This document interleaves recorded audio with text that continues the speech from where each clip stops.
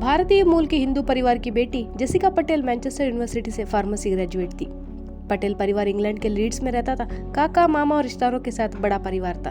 Jessica मृदु स्वभाव की, सुंदर और परिवार को सबसे बढ़कर मानने वाली लड़की थी। ऐसी जेसिका को मई 2018 को, जब वो 34 साल की थी, उसका कत्ल कर दिया गया। कातिल और कोई नहीं, जेसिका का पति मितेश था। मितेश ने अपनी पत्नी को नशीली दवा देकर उसका गला घोटकर हत्या कर दिया। मितेश पटेल अपनी पत्नी को ऐसी खत्म क्यों करेगा, वो भी तब जब वो मां बनने वाली थी। चलिए देखते हैं प्यार और विश्वासघात की ये दर्दनाक कहानी। ये है Jessica Patel murder case. Jessica बचपन से मितेश को जानती थी। वो साथ में खेले और बड़े हुए, फिर अलग हुए, फिर लेस्टर के डे मॉन्टफोर्ट यूनिवर्सिटी में मिले। मितेश पटेल जेसिका का पहला प्यार था। जेसिका हमेशा से फार्मेसी पढ़ना चाहती थी। जब वो 2006 में डे मॉन्टफोर्ट यूनिवर्सिटी में फार्मेसी पढ़ने गई, तब वहाँ मितेश भी फार्मेसी पढ़ रहा था। दोनों के बीच रिश्ता वहाँ से आगे बढ़ा। मितेश ने जेसिका की जिंदगी मानो खुशियों से भर दिया था। वो उसे एक पल के लिए भी अकेला नहीं छोड़ता था। प्यार और गिफ्टों का बौछार करता था। जेसिका बचपन से बॉलीवुड मूवीज की दीवानी थी। प्यार में पड़ना, फिर शादी और परिवार बढ़ाना उसका सपना था। अब उसे बॉलीवुड हीरो जैसा बॉयफ्रेंड मिल गया था। सिर्फ 2 साल डेटिंग के बाद मितेश जेसिका के पिता से शादी के लिए जेसिका का हाथ मांगता है। मितेश से जेसिका का पिता कुछ खास खुश नहीं थे।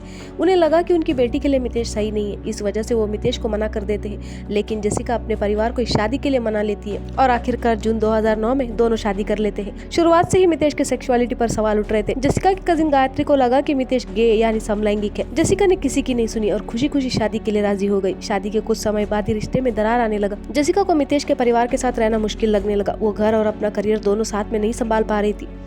शादी के बाद मितेश बिल्कुल बदल गया था। वो जेसिका को कंट्रोल में रखने लगता है और साथ में मारपीट भी करता था। 2010 में जब जेसिका के सबसे पहले दादाजी अपने आखिरी दिन गिन रहे थे, तब मितेश ने जेसिका को उनके साथ रहने से मना कर दिया। धीरे धीरे जेसिका का आत्मविश्वास कम होने लगा। चुलबुली जेसिका अब शांत और घबराई सी रहने लगी। जब कभी वो अपने मायके आती तो उसका पूरा ध्यान गड़ी पर होता था। जेसिका की बहनों को अपनी बड़ी बहन की चिंता होने लगती है। 2011 की शुरुआत में जेसिका ने अपने एक दोस्त को बताया कि मितेश अपनी सेक्सुअलिटी उससे छुपा रहा है। उसने कहा कि मितेश अन्य पुरुषों के साथ फोन में घंटों बातें करता था। जब वो छुट्टियों में घूमने गए थे तो मितेश टूर गाइड के साथ सुबह सुबह ही गायब हो गया था। जब मितेश का पुरुष दोस्त उसके घर आया तो मितेश पूरी रात उसके साथ ही बिताया। एक बार तो जेसिका ने मितेश को छोड़ने का मन बना लिया था, लेकिन जिस लड़के से शादी के लिए उसने अपने परिवार को मनाया था, उससे वो शादी निभाना चाहती थी। लोग मितेश के अजीब बर्ताव पर शक करने लगते हैं, तो जेसिका ने सबको झूठ बोला कि वो मां बनने वाली है, ताकि लोग मितेश को गे ना समझे। जब 2012 में परिवार एक साथ छुट्टियां मनाने गया तो जेसिका के परिवार वालों ने भी मितेश के गे होने पर शक जताया। जेसिका किसी भी कीमत पर इस शादी को बचाना चाहती थी। शादी के 2 साल बाद ही मितेश पटेल का मुलाकात डॉक्टर अमित पटेल से होता है।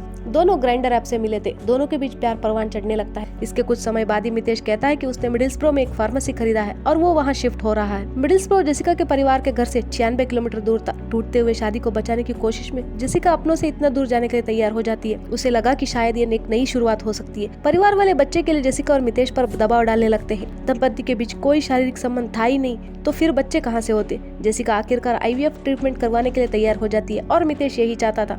वो अपनी पत्नी का भ्रूण यानी एम्ब्रियोस का इस्तेमाल करके अपनी प्रेमी के साथ एक नई परिवार का शुरुआत का सपना देखता था। 2016 में अमित पटेल ऑस्ट्रेलिया चला जाता है और मितेश उसके साथ वहां बसने का प्लानिंग करने लगता है। 2 साल में 3 राउंड IVF करवाने के बाद जेसिका अब थक गई थी। वो मानसिक रूप से परेशान होने लगी थी। आखिरकार 9 मई 2018 का चौथा राउंड सफल रहा। IVF सेंटर में दंपति को बताया कि 3 भ्रूण फर्टिलाइज हुए हैं और अगले महीने जेसिका के गर्भाशय में उन्हें इम्प्लांट कर दिया जाएगा। इस खुशखबरी के 4 दिन बाद जेसिका अपने परिवार से मिलने आती है। जेसिका को खुशी का ठिकाना नहीं था। वो आखिरकार मां बनने वाली थी। इधर मितेश अपनी खूनी प्लान बना रहा था। कोई भी हालत में भ्रूण को जेसिका में इम्प्लांट नहीं होने देना चाहता था। वो तो सिर्फ जेसिका का अंडाशय का इस्तेमाल करके IVF ट्रीटमेंट से बच्चा चाहता था, ताकि उस बच्चे को डॉक्टर अमित पटेल के साथ पाल सके। IVF की खुशी के सिर्फ 5 दिन बाद यानी 14 मई 2018 को दिन भर फार्मेसी में काम करने के बाद जेसिका 7:10 को अपने घर लौटती है। जैसे ही वो दरवाजे से अंदर आती है, मितेश उस पर दावा बोलता है। वो एक प्लास्टिक बैग से जेसिका का दम घोटने लगता है। वो जेसिका का गला इतना जोर से दबाता है कि जेसिका गले का कुछ हड्डियां टूट जाती है। जेसिका अपने हमलावर से लड़ने लगती है। 20 मिनट तक लड़ने के बाद मितेश आखिरकार जेसिका का जान ले लेता है। इसके बाद मितेश जेसिका के हाथ पैर डक्ट टेप से बांध देता है। फिर घर को तहस नहस कर देता है ताकि देखने में लगे कि घर में चोर घुसे थे। फिर नजदीकी पिज्जा रेस्टोरेंट में जाता है। वहाँ से वो जेसिका को मैसेज करता है कि वो पिज्जा लेके घर आ रहा है। CCTV में बिल्कुल नॉर्मल दिख रहा मितेश पिज्जा रेस्टोरेंट के स्टाफ के साथ बातें ऐसे कर रहा है जैसे कुछ हुआ ही ना हो, जबकि उसने कुछ ही समय पहले अपनी पत्नी को मौत के घाट उतारा था। 8:22 को मितेश अपने घर से 999 को फोन लगाकर कहता है कि शायद मेरे घर में डकैती हुई है और मेरी पत्नी पर हमला हुआ है। मैं बाहर गया था कुछ खाना लेने और घर आया तो वो जमीन पर पड़ी मिली। पुलिस आई तो मितेश घर का हालत दिखाता है और कहता है कि चोरों ने उसकी पत्नी को मार डाला। परिवार के लोगों को भी मितेश पर कोई शक नहीं हुआ, उल्टा उसे धीरज बंधाने लगते हैं। सब लोग मितेश की कहानी पर यकीन कर रहे थे, लेकिन पुलिस नहीं। पुलिस को घर में चोरों की जबरदस्ती घुसने का कोई निशान नहीं मिले और CCTV में मितेश और और जेसिका के अलावा कोई और नहीं दिखा। जब मितेश के फोन का एक हेल्थ ऐप को टटोला गया तो उसमें सब चीख चीख कर कह रहे थे कि मितेश झूठ बोल रहा है। फार्मेसी की तलाशी में 4 इंसुलिन के सिरिंज और जेसिका पर इस्तेमाल हुई डक्ट टेप का बचा हुआ हिस्सा भी बरामद हुआ। जेसिका के कत्ल के सिर्फ 3 दिन बाद मितेश को अरेस्ट कर लिया गया।